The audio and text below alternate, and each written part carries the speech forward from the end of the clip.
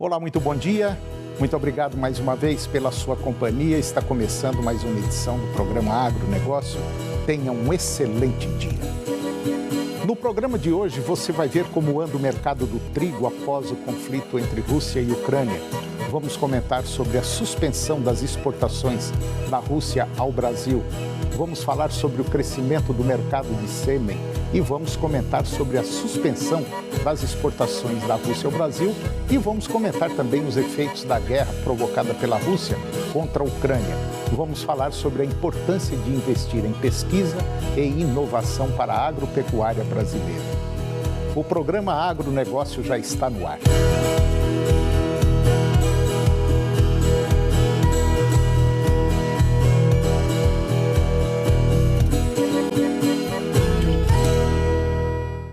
Eu começo o programa de hoje falando sobre o mercado do trigo e também sobre o conflito entre Rússia e Ucrânia.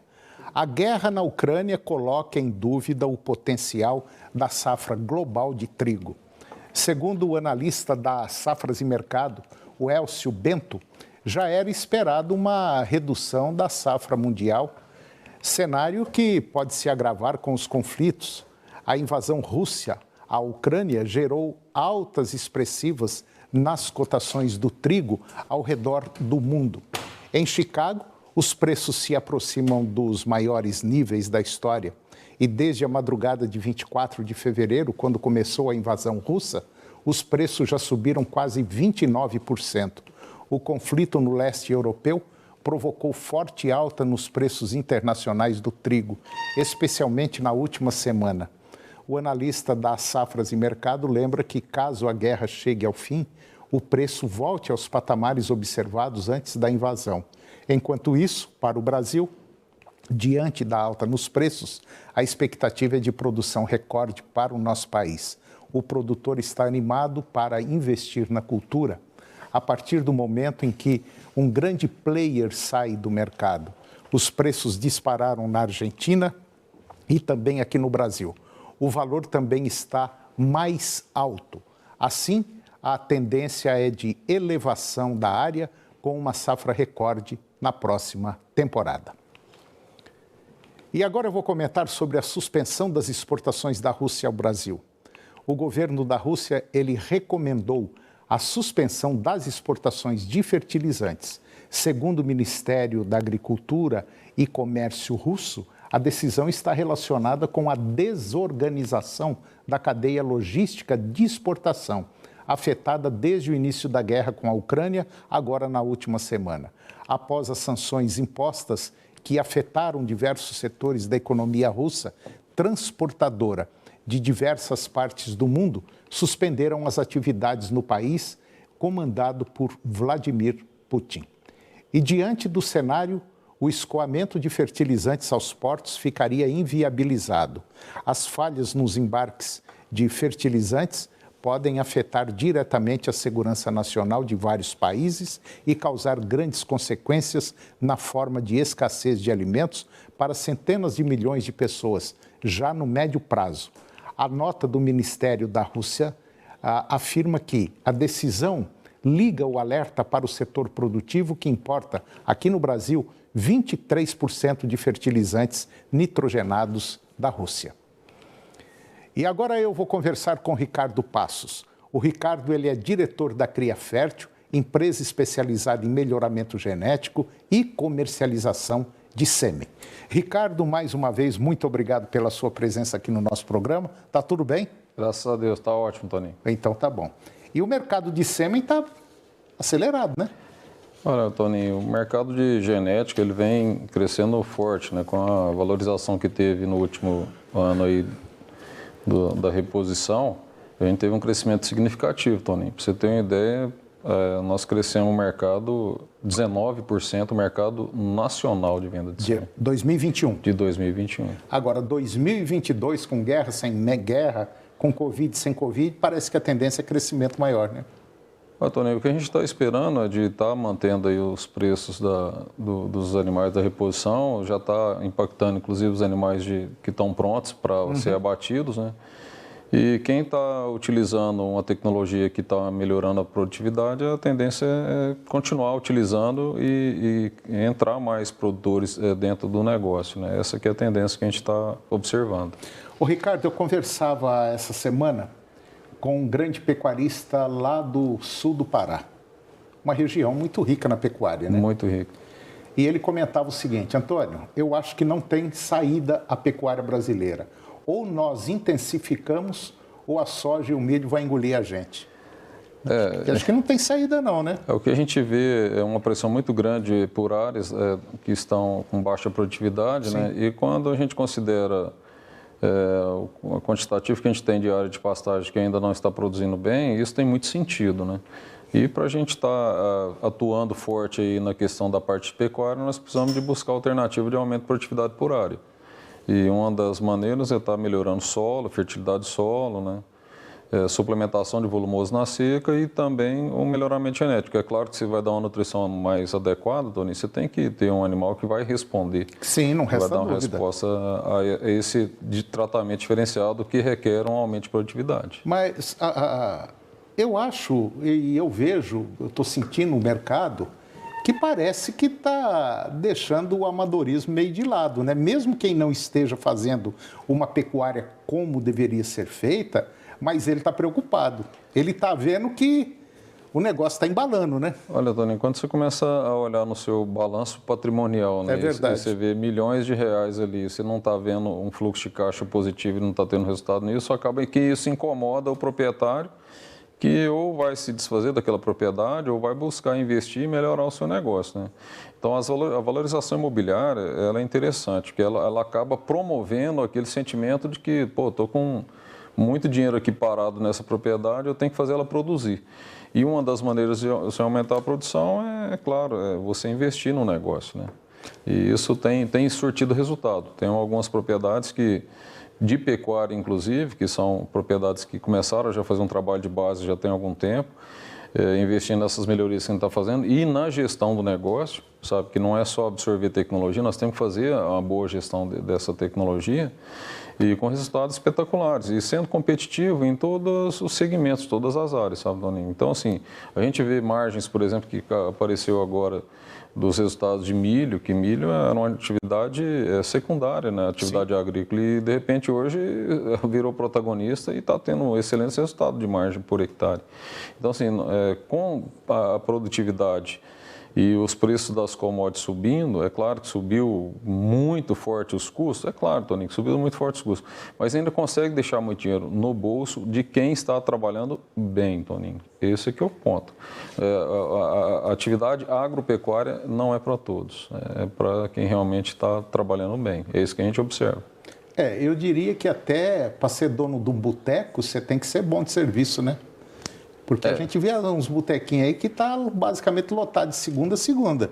E o que é? É o jeitão de você conduzir o negócio. E tem gente, às vezes, que monta um belo de um restaurante, 3, 4 meses depois o negócio está com a porta fechada. Eu acho que fazer uma boa gestão do negócio é fundamental para ter bom resultado. E a gente está vendo isso, né? E dentro dessa gestão, a parte de gestão e planejamento genético é uma das ferramentas que até, Toninho, é muito barato, né? Você trabalhar com a parte de genética. Se você for parar para pensar, é barato. É muito barato, né? O nosso produto, ele impacta muito, tem um impacto muito grande na produtividade e não teve a correção que teve dos produtos agrícolas, das outras insumos agrícolas que teve nos últimos anos, né? Para você ter uma ideia, você pega uma dose de sêmen que a gente teve uma correção de 10, 15% em 10 anos, Toninho, e o preço do bezerro triplicou o valor, né? Então, assim, é muito barato hoje, mais ainda do que era antes, é investir na tecnologia e no melhoramento genético, seja ele via inseminação ou monta natural. Monta natural, Tony, fez uma correção boa dos preços dos reprodutores, porque a demanda cresceu muito. O bezerro de qualidade, ele tem demanda garantida e preço acima da média. É um negócio que você produziu, você vai vender bem, sabe? Então, isso estimula as pessoas a investirem nesse melhoramento e fazerem animais melhores a cada dia. Pois é, você estava falando em monta natural, que o mercado tá um mercado legal. Agora, se o pecuarista ele não se atentar pelo menos a uns 5, 6 itens importantes dentro da propriedade dele, ele pode comprar o touro que for, que não vai sair daquilo ali. Exatamente. Agora, o mercado, de maneira geral, está aquecido, custo de produção está lá em cima? Está lá em cima. Então, se está lá em cima para você, tem outros setores também que o custo está lá para cima. E os caras estão se virando, buscando fórmulas, buscando jeito de baratear isso aí para poder ter um resultado positivo. E não pensa você que a pecuária não é exigente. A pecuária é tão exigente quanto você ser dono de um hospital grande. Você tem que planejar, você tem que saber mudar as pedras no tabuleiro, senão... É isso que a gente tem observado, né? A pecuária moderna, ela exige um planejamento, exige um profissionalismo, profissionalismo, fazer as coisas certas no tempo certo. Não dá para você poder fazer um investimento e de repente, não aplicar bem a tecnologia.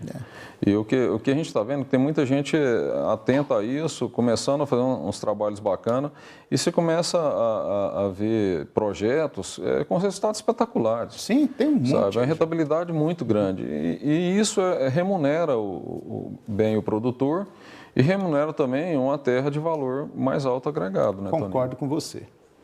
Ricardo, pode ter certeza absoluta que o mercado vai continuar aquecido, a turma vai continuar com fome e nós vamos ter que continuar produzindo. É soja, é milho, é frango, é suíno, tem os altos e baixos? Tem, todo setor tem. Não pensa você que é só a pecuária que é privilegiada em ter baixas assim, como a gente às vezes não imagina. Mas todo setor tem. É só fazer a coisa direito, é estudar, é planejar, enfim, levar como uma empresa a sua fazenda. Você tem falado muito nisso e o caminho é esse, fazer uma gestão bem feita, investir nas tecnologias adequadas e trabalhar. E suar a camisa, porque não tem nada sem suor. Não. E se você quiser comprar sêmen bom, fala com o Ricardo que ele tem, nada cria fértil. Ricardo, mais uma vez, muito obrigado pela sua presença aqui. E é desse jeito que a coisa vai indo. Vamos batendo, que uma hora o negócio vai dar certo. Toninho, hoje, assim, só para ter uma ideia, nós somos o país que mais semina gado de corte no mundo. Pois é. Então, onde é que nós chegamos? Foi batendo ponta a ponta, foi dessa forma, acreditando na tecnologia e investindo nos processos. Ricardo, obrigado, tá? Valeu. E depois do intervalo nós vamos falar sobre o mercado da soja, vamos falar do dólar e da guerra, a importância de investir em pesquisa e inovação para a agropecuária brasileira. Um minutinho só, nós voltamos já.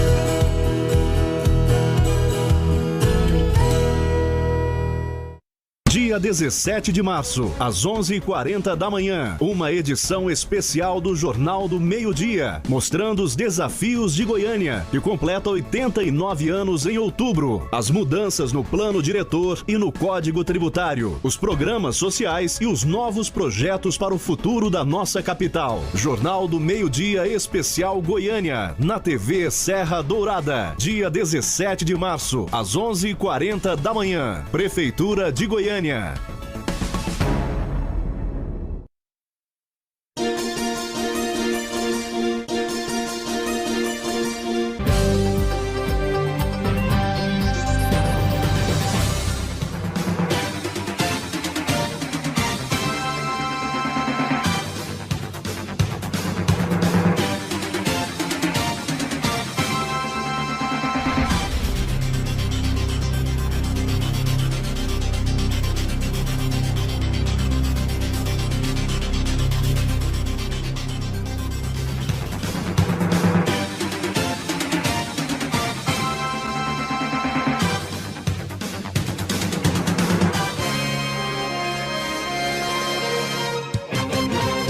Onde tem mutirão, tem trabalho sério perto de você. O mutirão do governo de Goiás chega agora à região sudoeste, ajudando na solução de problemas e prestando serviços gratuitos para a nossa gente. Consultas e exames, vagas de emprego, vacinação infantil, consulta veterinária, espaço kids, atrações culturais e muito mais. Dias 12 e 13 de março, no estacionamento do Shopping Portal Sul, GO 040. Chame os vizinhos e participe. Governo de Goiás, onde tem trabalho sério, tem resultado.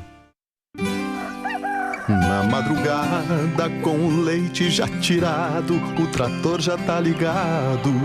Quem é do campo não espera por milagre, Começa cedo numa máquina da Camagre, trabalhando a terra ou tratando o gado.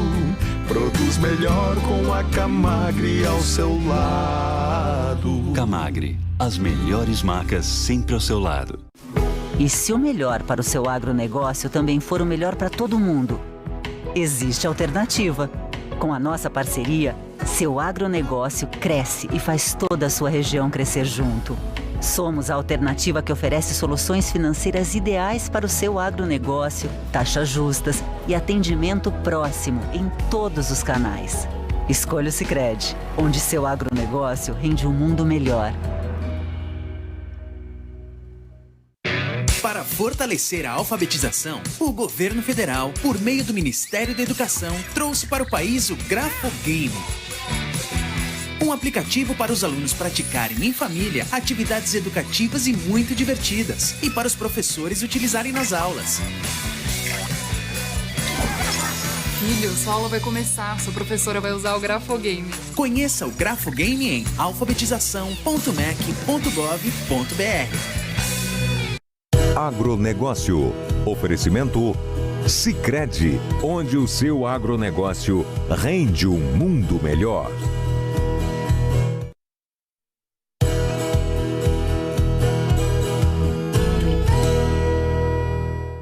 Eu estou de volta e agora nós vamos falar sobre os efeitos da guerra provocada pela Rússia contra a Ucrânia.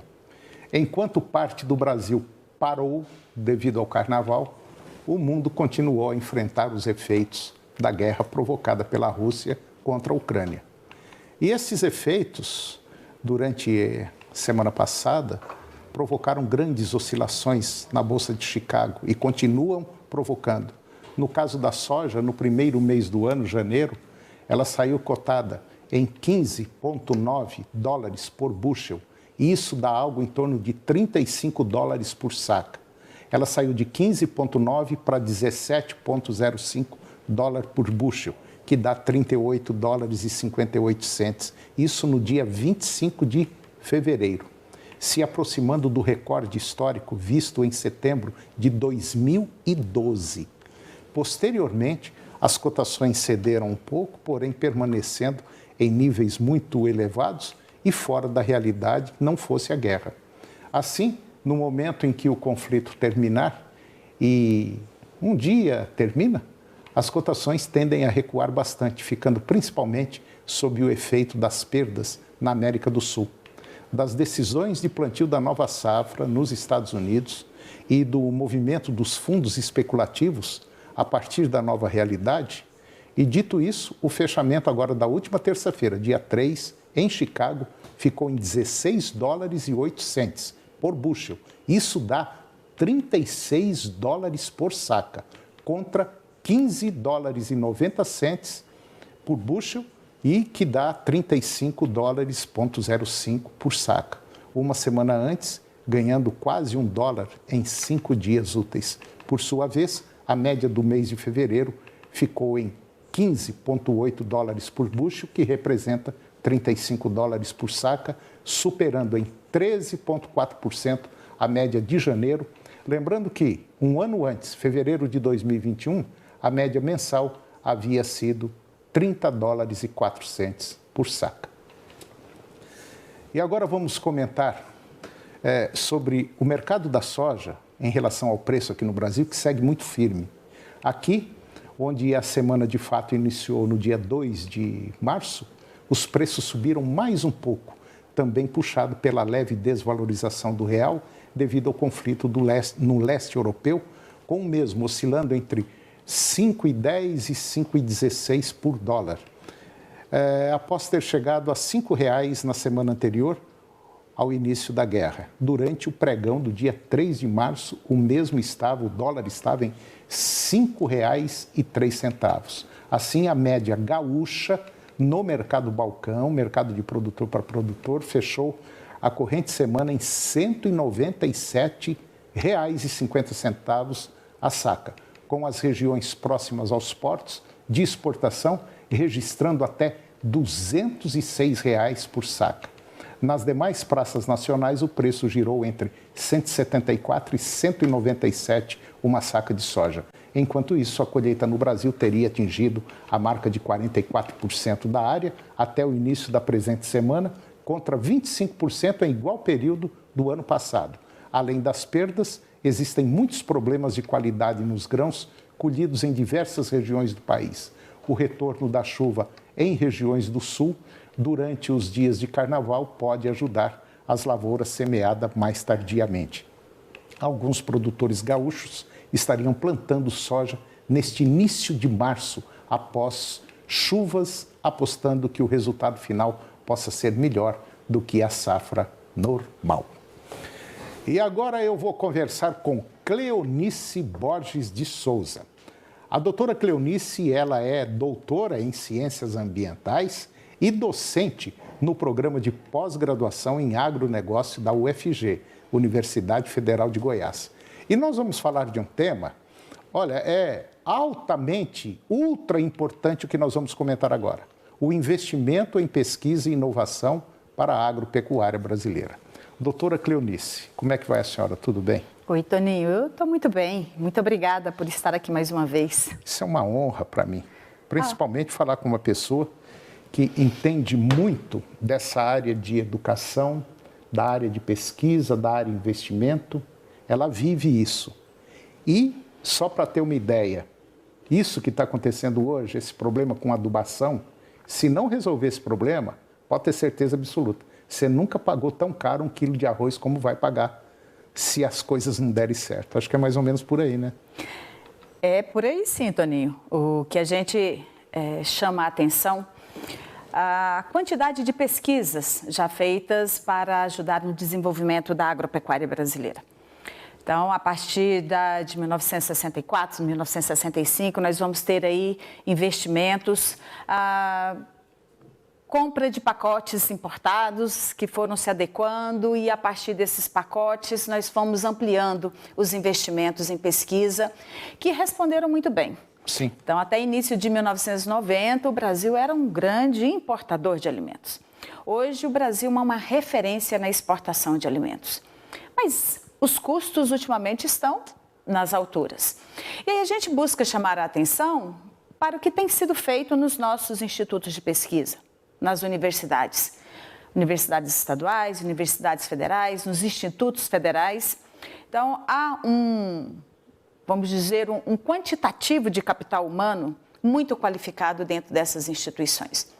Mas nós estamos muito aquém do que nós precisaríamos de investimento. Eu acho que faltam 2 quantitativos aí. Um quantitativo chamado vontade governamental política e outro quantitativo muito interessante que seria o dinheiro. Ou seja, emprega-se muito em coisas que saem do nada para chegar a lugar nenhum. Enquanto isso, a pesquisa fica à mercê. Vai quem quer, futebol clube.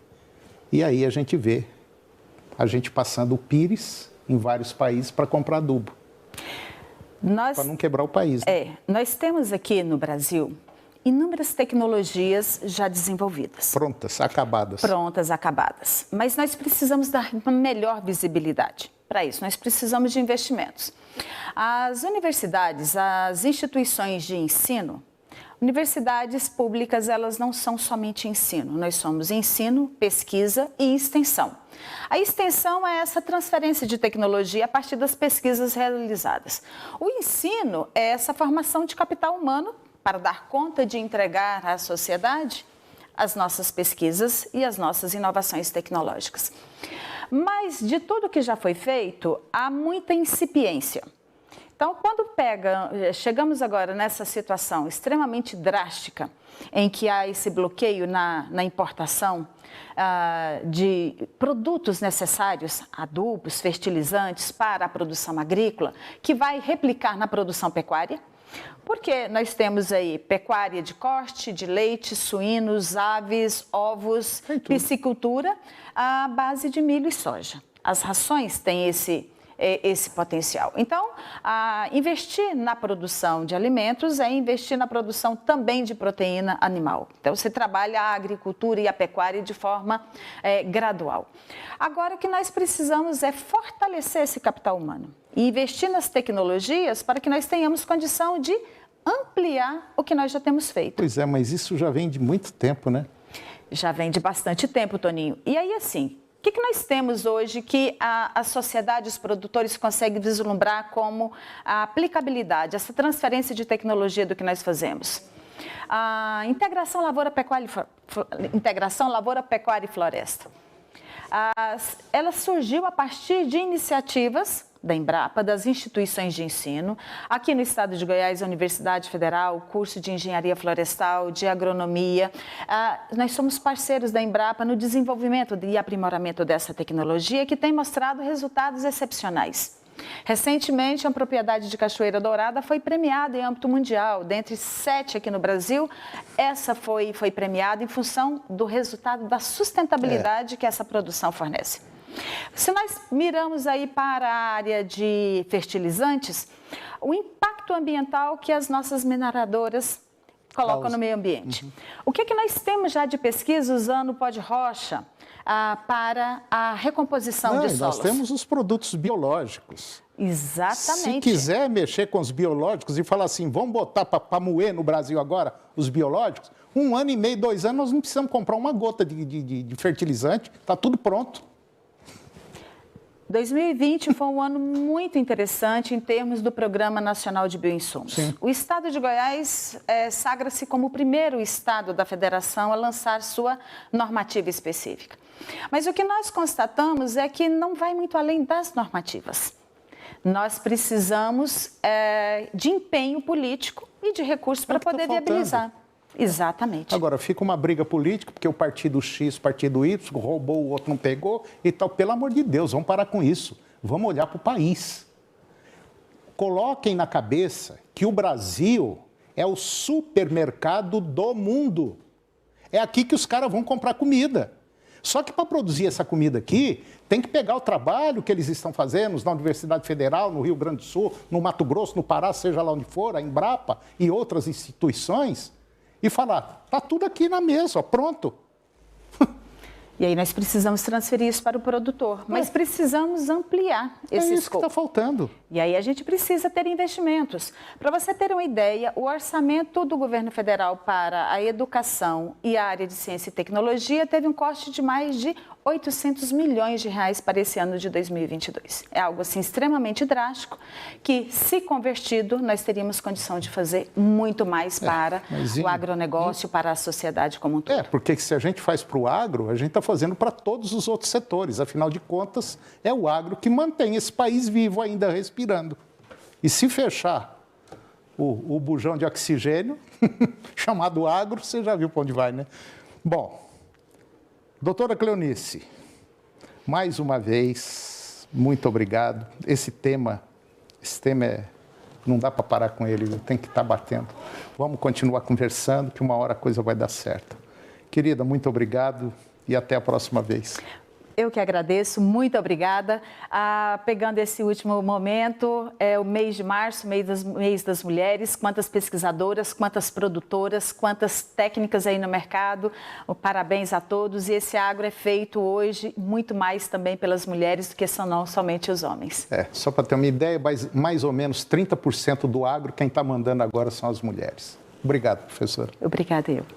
Bom, se você deseja obter mais informações sobre o mundo do agronegócio nacional e internacional, basta você entrar no site www.tvagro.com.br, clicar no banner Entrar no Grupo TV Agro, preenche os campos e você vai receber informações do agronegócio gratuita todo dia.